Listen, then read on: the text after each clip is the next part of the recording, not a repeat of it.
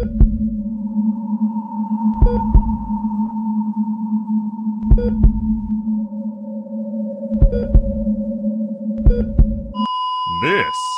is the Celebrity Afterlife Report podcast.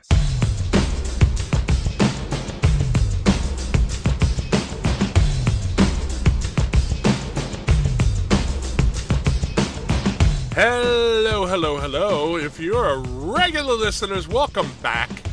If you're a new listener, where you been all this time, huh?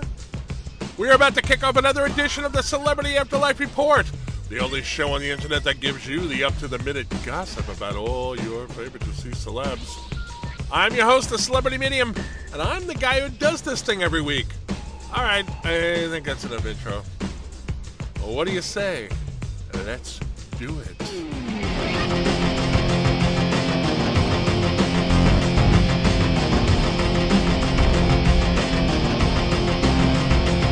No matter what your politics are, I think you have to feel for Nancy Reagan. As you undoubtedly know, she transitioned to the next world about a week ago.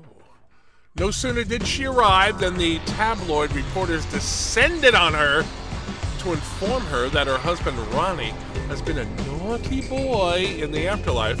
The former president has been linked to romantic entanglements with many beautiful women, including Marilyn Monroe, who he stole from her fiancé at the time, artist Andy Warhol. Mrs. Reagan's shocked response to these revelations was taken out of context for a headline in the Next World version of the National Enquirer, much to her chagrin. For his part, Mr. Reagan has made himself scarce since his wife's arrival in the afterlife. Rumor has it he hasn't even contacted Nancy, let alone met with her yet. Nancy's friends have closed ranks in an attempt to protect her dignity, some claiming that, yeah, she's met with Ronnie, and things are just fine between them. The gossip reporters aren't having any of it, with some reporting that the Gipper has been holed up in Monroe's apartment, trying to hide from the paparazzi who are camped outside, waiting to get a photo or video of the two together. Now, there have been a few photos of Monroe's apartment published, but they were taken from a long distance away using a zoom lens and only show a couple of silhouettes, too indistinct to determine if they are actually Marilyn and Ronnie. Not that that little detail is keeping the tabloids and gossip columns from speculating what the two are up to. Something is going to give one way or another very soon, and I'll be here to tell you what it is when it happens.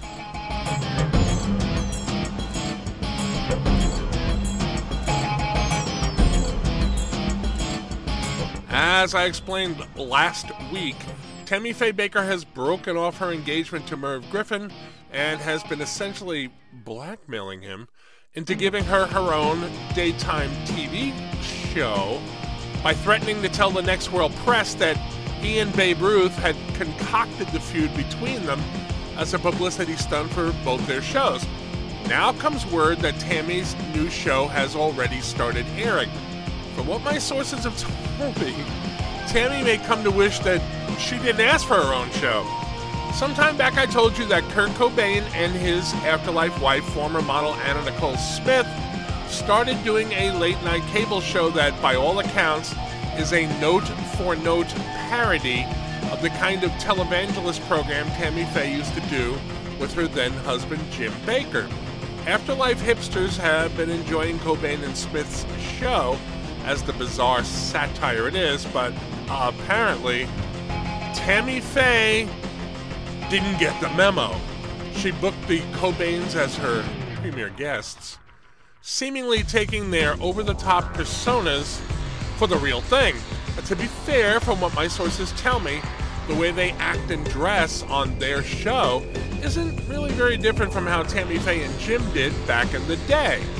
Kurt and Anna Nicole played it completely straight throughout the entire episode of Tammy Faye's show, which was hilarious to those who understand that they are playing characters intended to ridicule earthly plane televangelists like the Bakkers.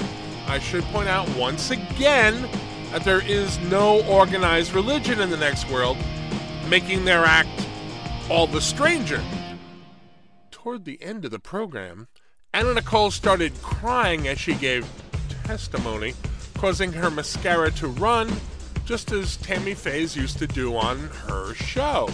Tammy didn't seem to get that she was being made fun of to her face, and consoled Anna as the show's closing credits ran. Showbiz and gossip columnists had a field day with the spectacle the next day, and reports from backstage say that Tammy is furious that she was taken in by the two.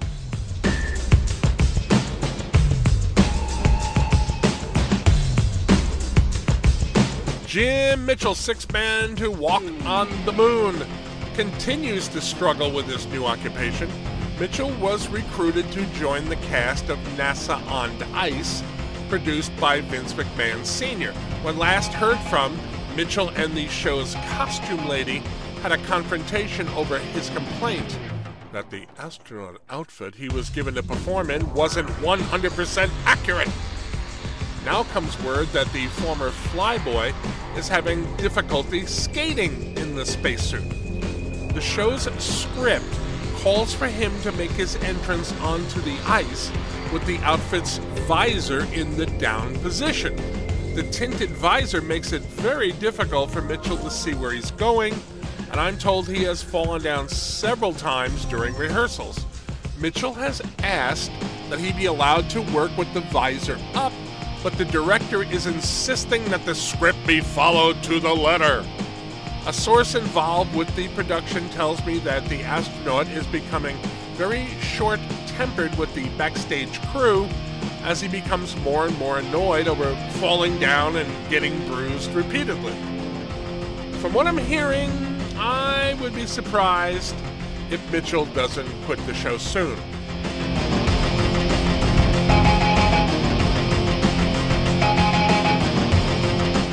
Finally, I told you last week that David Bowie will be joining artists Jean-Michel Basquiat and Salvador Dali in taking over management of the environment from Apple co-founder Steve Jobs. The trio has already announced that Bowie will be staging a concert in the blimp hangar-sized building soon. We have now learned that the show will feature sets and costumes designed by Basquiat and Dali. I'm told that tickets for the show will be distributed in a few days and that fans of Bowie are already lining up outside the environment's box office. This is shaping up to be one of the biggest events in recent Afterlife history.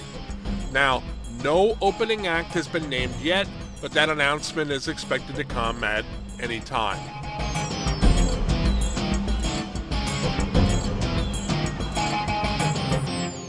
Okay, that's the scoop for now. Please come back next week when I'll have more up-to-the-minute gossip about all your favorite deceased celebs. I would really appreciate it if you would help spread the word that the report is available for free on iTunes. I love when I do that. I'm the Celebrity Medium. Thanks for listening.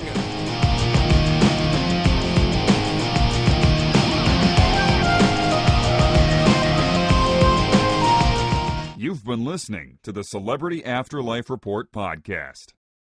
To ask a question about your favorite deceased celebrity, call 818-3-MY-DREAM. 818-3-MY-DREAM. 818-369-3732.